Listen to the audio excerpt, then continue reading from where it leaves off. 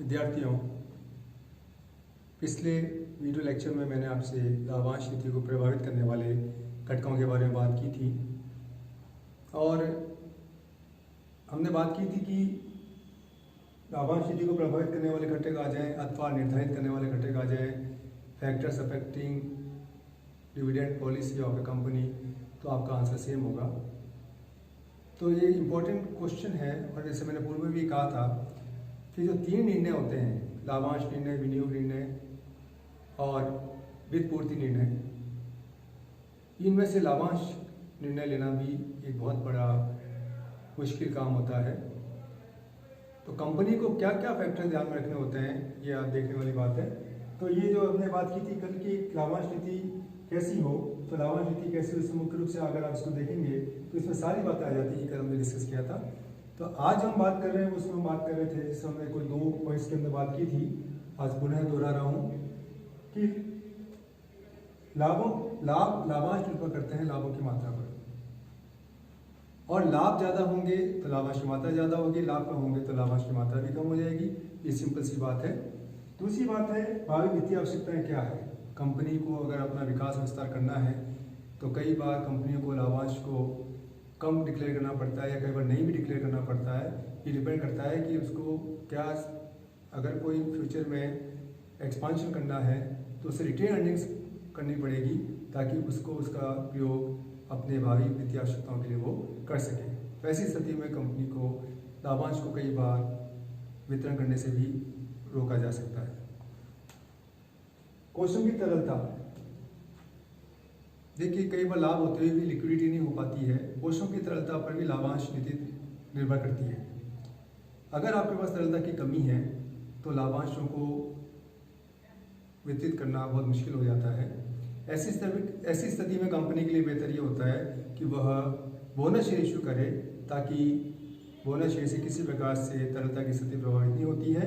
अतः लाभांश नीति में हमें ये भी देखना होगा कि उसकी तरलता की स्थिति क्या है। जिन कंपनियों की तरलता की स्थिति बहुत अच्छी होती है वो उच्च दर से लाभांश वितरित कर सकती है, लेकिन जिन कंपनियों की तरलता की स्थिति अच्छी नहीं होती उन्हें निश्चित दर पर लाभांश वितरित करना चाहिए। फिर कंपनी की पूंजी बाजार में पहुंच कैसी है। अगर पूंजी बाजार में संस्था किसी बहुत इजी तरीके से अगर पूंजी प्राप्त करने में सक्षम होती है तो उसे ऊंचे दर से लाभांश वितरित किए जा सकते हैं, और अगर ऐसा नहीं है तो लाभांशों को कम दर पर वितरण करना उचित रहता है।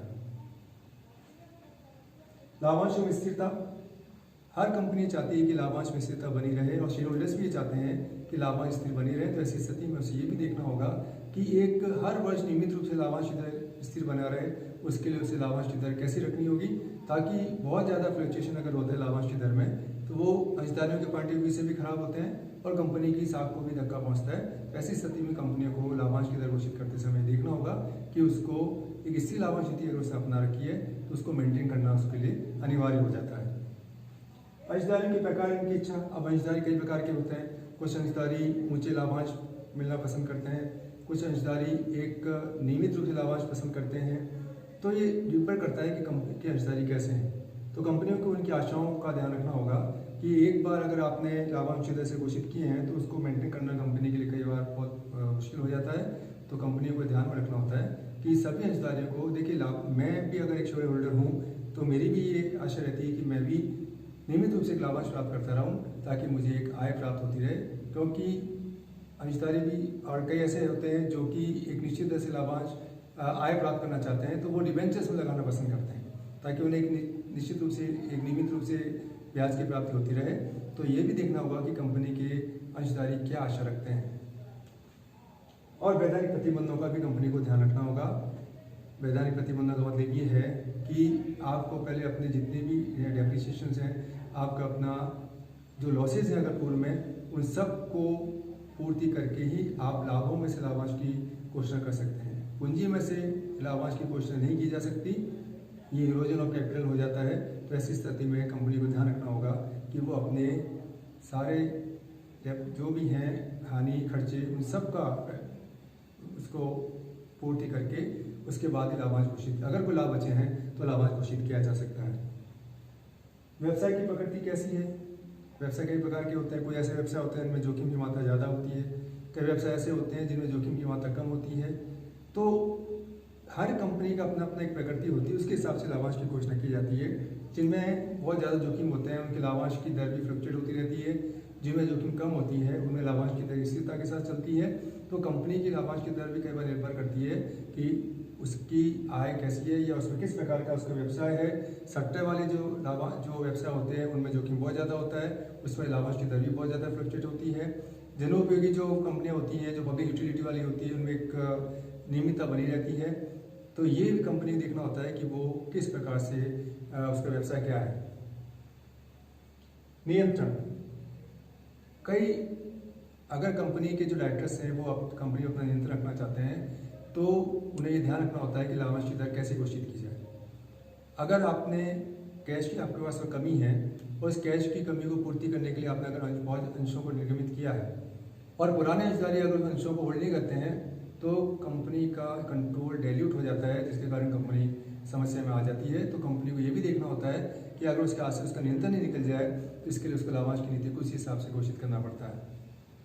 ऋण प्रतिबंधों में लगे प्रतिबंध, अब जैसा आप जानते हैं कि ऐसे जब आपके ऋण हैं तो आपको ध्यान रखना होगा कि ऋणों की पूरी व्यवस्था होने के बाद ही लाभांश की घोषणा की जा सके। जनरली आप देखते होंगे कि डेट इक्विटी जो रेशियो होता है, ऋण क्षमता पूंजी अनुपात, वो 2:1 का होता है।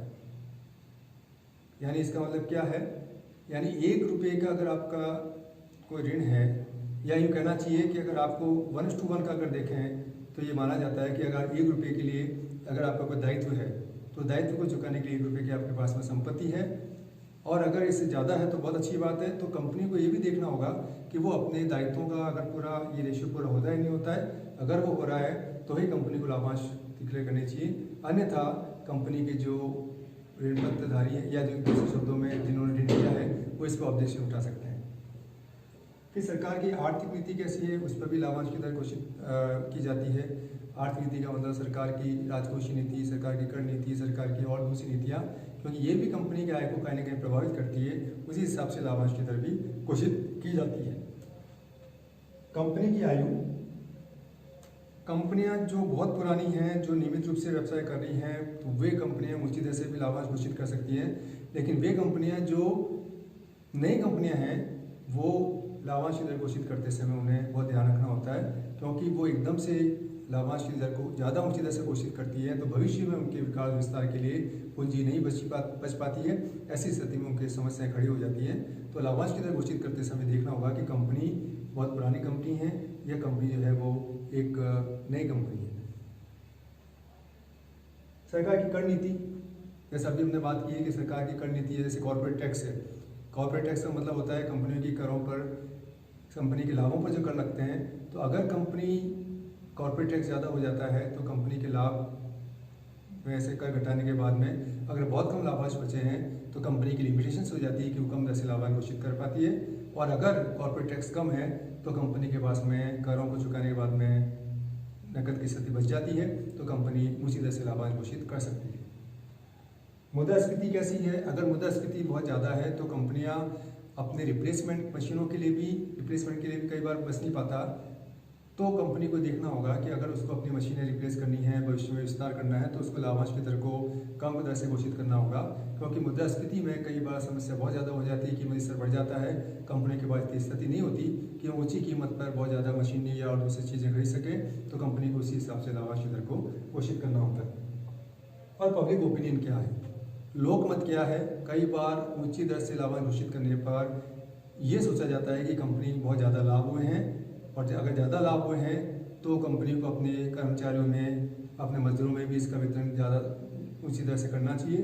तो कंपनी के सामने कई बार समस्या खड़ी हो जाती है कि पब्लिक ओपिनियन क्या कहती है। बहुत ऊंची दर से लाभांश घोषित करना, कई बार लोग इसको अच्छा नहीं मानते हैं, क्योंकि इसका मतलब कि कहीं ना कहीं कर्मचारियों को और मजदूरों का शोषण किया जा रहा है, तभी कंपनी के लाभ बहुत ज़्यादा बच रहे हैं। तो ये भी कंपनी को ध्यान रखना होगा कि पब्लिक ओपिनियन इस बारे में क्या है। तो कुल मिलाकर ये था आपके लाभांश नीति को प्रभावित करने वाले घटक। इसको ध्यान से पढ़िएगा क्योंकि ये बहुत ही इंपॉर्टेंट, कई बार क्वेश्चन आता है। Thank you very much.